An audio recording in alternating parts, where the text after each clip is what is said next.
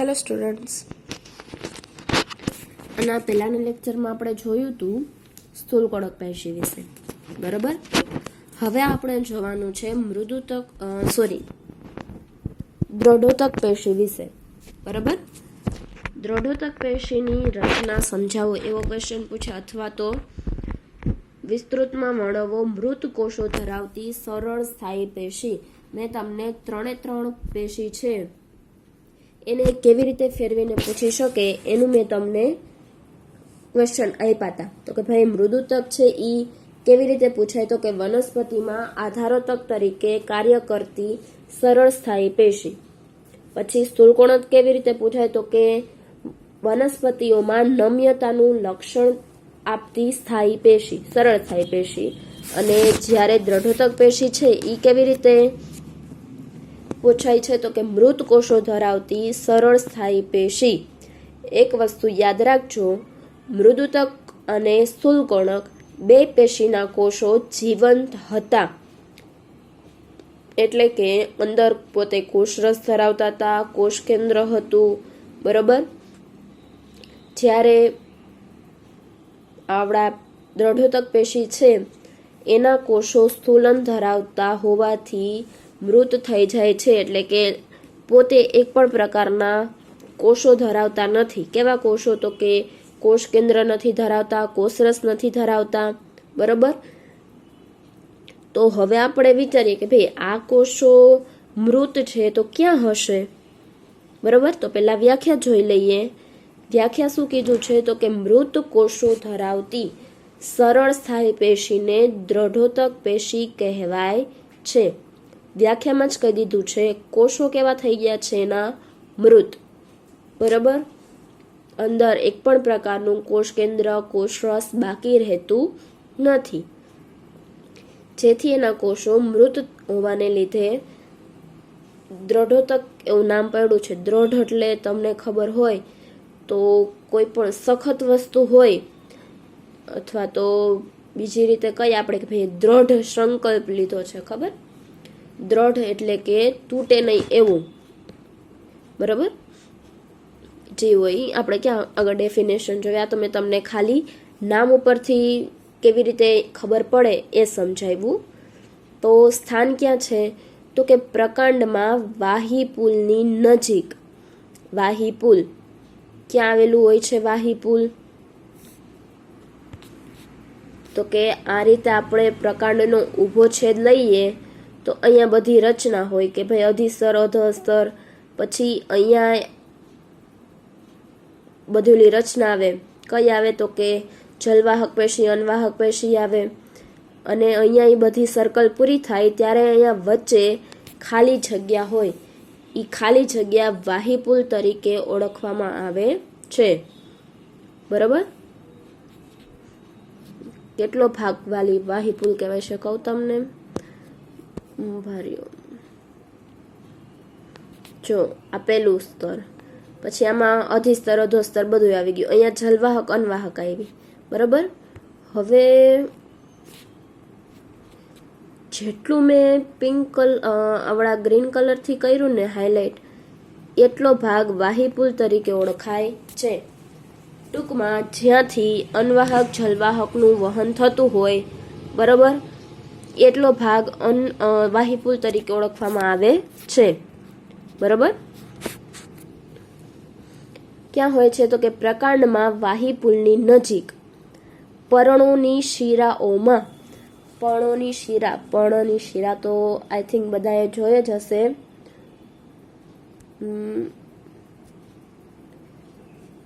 બરાબર. આ રીતનું પાન હોય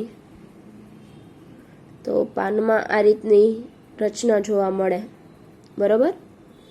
તો આને કહેવાય છે પર્ણની શિરાઓ, બરાબર. પર્ણની શિરાઓમાં તેમજ બીજ અને ફળોની કઠણ છાલમાં હોય છે. જેના બીજ અને ફળ હોય એની આજુબાજુ જે કઠણ છાલ આવેલી હોય એના ભાગમાં આવડિયા દ્રઢોતક પેશી આવેલી હોય છે. જો નીચે એક પોઈન્ટ લખ્યો છે કે નાળિયેરની રેસાયુક્ત છાલ દ્રઢોતક પેશીની બનેલી હોય છે.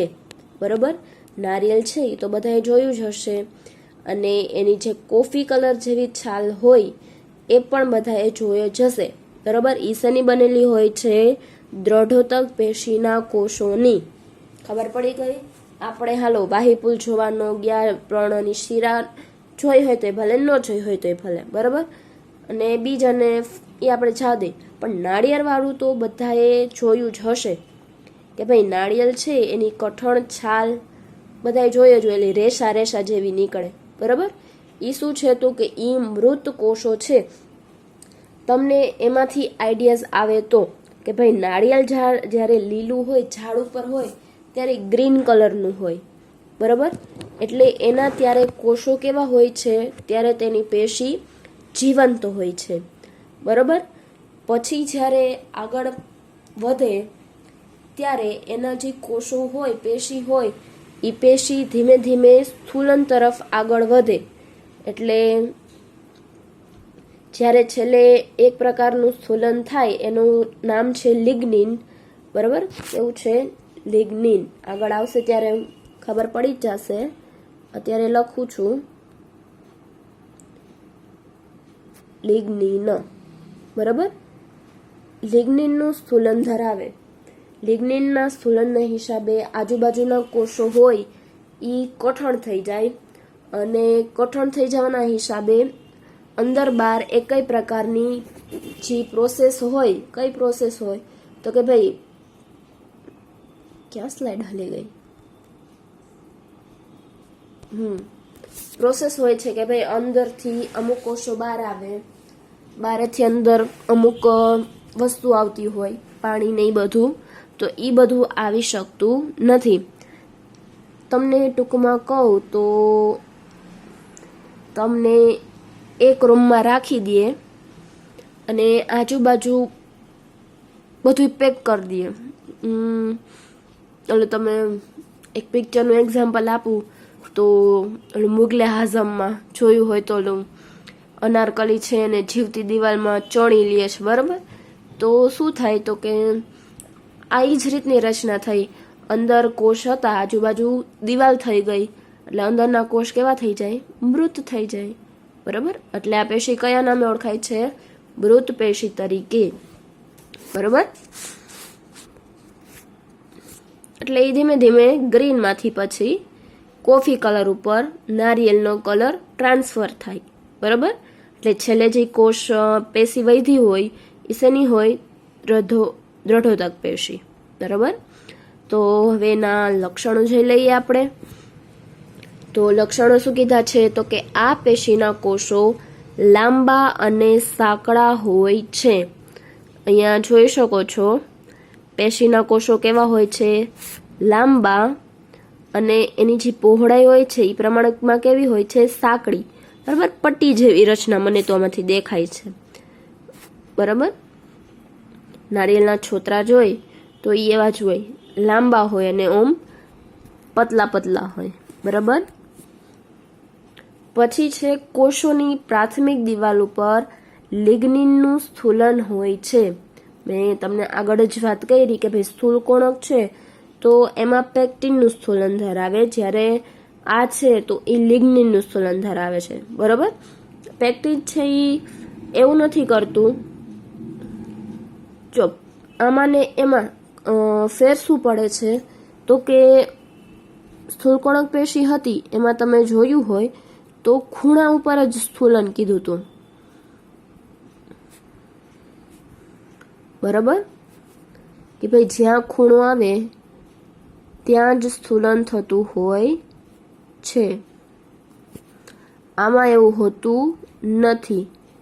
આમાં શું થાય છે કે ભાઈ જ્યાં કોષ છે, કોષની દિવાલ ઉપર બધે જ સ્થૂલન થાય છે.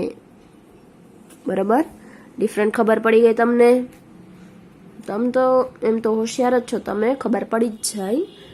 હાલો તો બીજો પણ જોઈએ. કોષની દિવાલ જાડી હોય છે, શેના હિસાબે કોષની દિવાલ જાડી થઈ જાય છે? તો કે ભાઈ સ્થૂલનના હિસાબે કોષની દિવાલ જાડી થઈ જતી હોય છે, બરાબર. અને કોષો વચ્ચે આંતરકોષીય અવકાશ હોતા નથી. કોષોની વચ્ચે આંતરકોષીય અવકાશ હોતા નથી. તો ભાઈ એનું રીઝન શું છે? કોષો વચ્ચે આંતરકોષીય અવકાશ નથી હોતા. તો આમાં પણ ખૂણા હોય છે, એ કેવા હોય છે? કોણીય, બરાબર.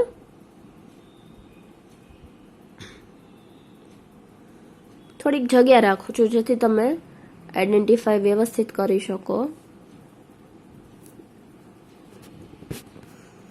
હવે જુઓ, કોષ હતા આ રીતના. હવે એમાં એની કોષ દિવાલ જાડી થઈ, એમાં સ્થૂલન થયું.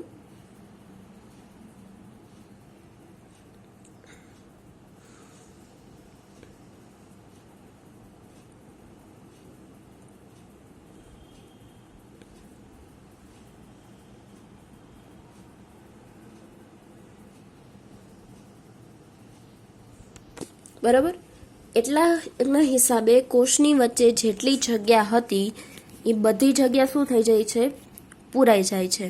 કોષ વચ્ચેની જગ્યા પૂરાઈ જતી હોવાથી આંતરકોષીય અવકાશ રહેતું નથી, બરાબર.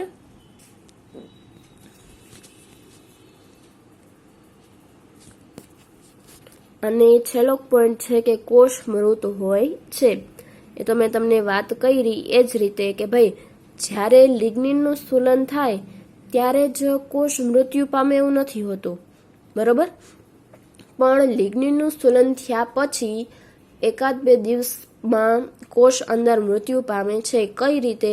તો કે ભાઈ અંદર કોષ જીવિત છે પણ આજુબાજુ દિવાલ ચણી ગઈ હોવાથી કોષના જે પોતાને જરૂરી હોય પાણી, પોષક દ્રવ્ય બધું એની આપ-લે બહારથી થઈ શકતી નથી. જેના હિસાબે થોડા સમય પછી કોષના અંદરનું જે કોષ કેન્દ્ર હોય છે એ મૃત્યુ પામે છે. જેના હિસાબે આખો કોષ મરી જાય છે, બરાબર. એટલે સ્થૂલનના કારણે કોષ મૃત્યુ પામતો હોવાથી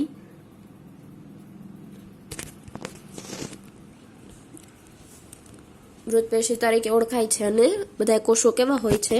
મૃત્યુ પામેલા.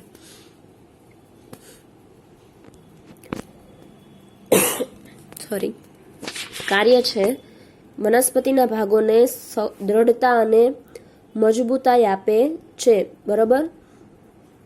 મોસ્ટ ઓફ આ કોષો તમે જ્યાં કીધા એમાં જોવા મળે. પ્રકાંડમાં એટલે કે આપણે જેને લાકડા તરીકે ઓળખીએ છીએ, બરાબર. વનસ્પતિનું થડ હોય આ રીતનું, બરાબર. એક કોફી કલરનું જાડું એવું લાકડું હોય છે જેના ઉપર તમે કોઈ પણ પ્રક્રિયા કરો, પાણી, તડકો, વરસાદ, ટાઢ, એની કોઈ પણ પ્રકારની અસર થતી નથી, બરાબર. એટલા માટે આ જરૂરી હતું કે ભાઈ વનસ્પતિની આ બહારની ચામડી છે એ આ રીતની થઈ જાય મૃત કોષોની, તો એના ઉપર કોઈ પણ જાતની અસર થાય નહીં, બરાબર.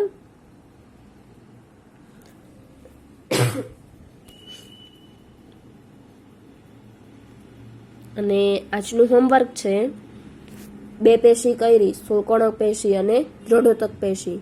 બંને પેશી વિશે ડિટેલ્સમાં લખી આકૃતિ ડ્રો કરવાની છે.